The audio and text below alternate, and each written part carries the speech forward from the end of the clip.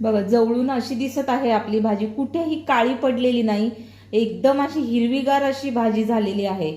आणि ही भाजी ना, हे बघा, हा जो लसूण आहे याच्यामध्ये घातलेला, कट करून जो आपण लसूण घातले ना, तो दाताखाली आला की एवढा छान लागतो ना, खूपच सुंदर त्याची चव, अतिशय छान अशी चव लागते।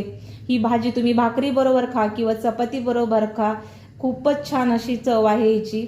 माझ्या घरातली ही पारंपरिक अशी रेसिपी तुम्हाला कशी वाटली ते नक्की सांगा आणि घरी एकदा नक्कीच ट्राय करून बघा।